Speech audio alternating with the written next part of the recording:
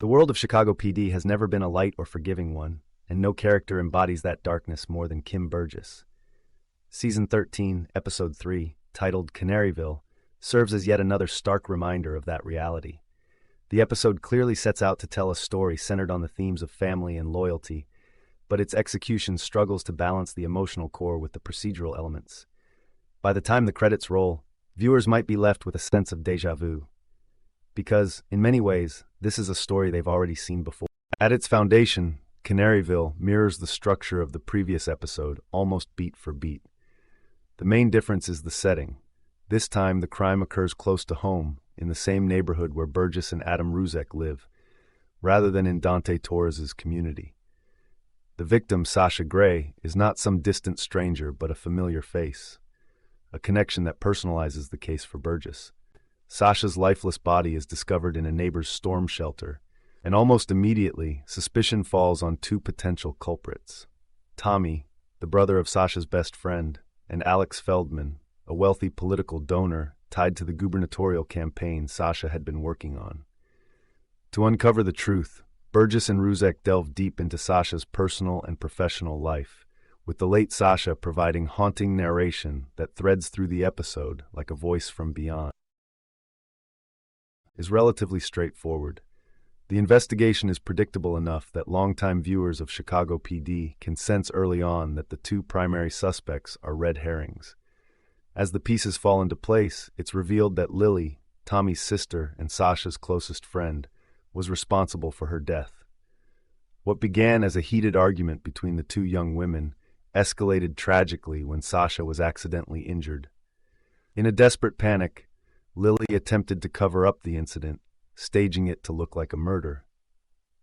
The reveal comes with an added layer of tension when it's discovered that Lily's father is a fellow police officer, forcing Ruzek into the difficult position of preventing him from tampering with evidence to protect his daughter. While this subplot adds some moral complexity, it's not enough to elevate the case beyond standard procedural fare. Where Canaryville stumbles most noticeably is in its secondary storyline, involving the shady political donor Alex Feldman. The investigation into Feldman exposes a disturbing underground world of after-parties where women are secretly drugged and assaulted. The method is horrifyingly casual.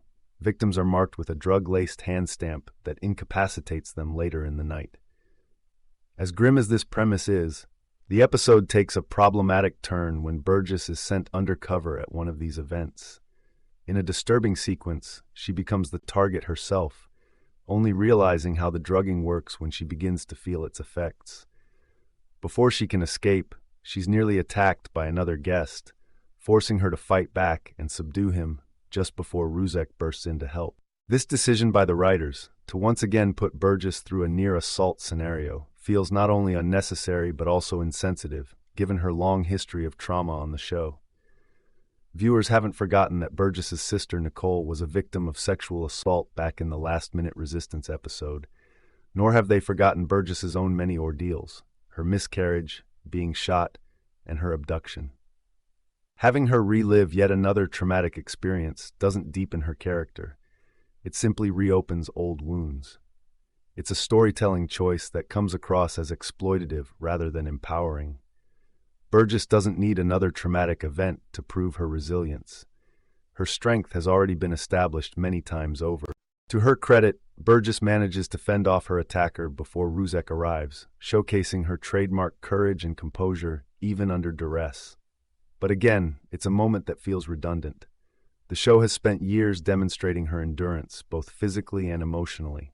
Her toughness is no longer in question. It's a fundamental part of who she is. What audiences want now is growth, some sense that she's healing or evolving after everything she's endured. Instead, Canaryville seems to drag her backwards, leaving her shaken and doubting herself yet again, particularly in the quiet moments where she questions her decisions about raising Michaela. Despite the episode's flaws, Marina Scorciati delivers another outstanding performance as Burgess. Her ability to communicate vulnerability and resolve in equal measure remains one of the show's strongest assets. She brings emotional authenticity to even the most questionable writing choices, making viewers empathize with Burgess even when the narrative doesn't serve her well. Still, the episode doesn't give her character any meaningful progression. The emotional aftermath of the undercover ordeal is barely addressed, and by the end, Burgess feels stuck in a loop, fighting the same emotional battles she's been fighting for seasons. Meanwhile, the rest of the Chicago PD team takes a back seat in this episode. Most of the supporting characters exist solely to push Burgess and Ruzek's investigation forward.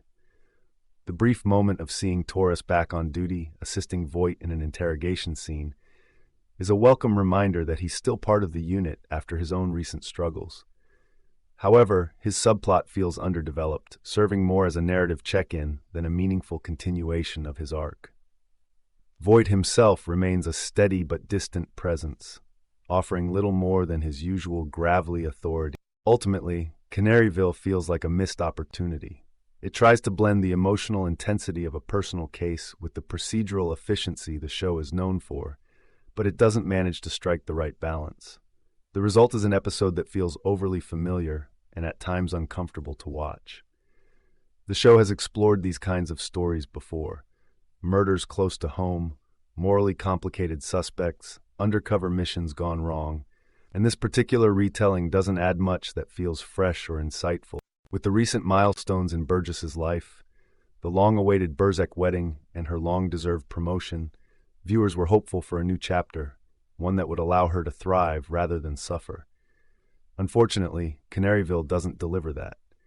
Instead, it reverts to old habits, putting Burgess through more pain without any clear narrative reward.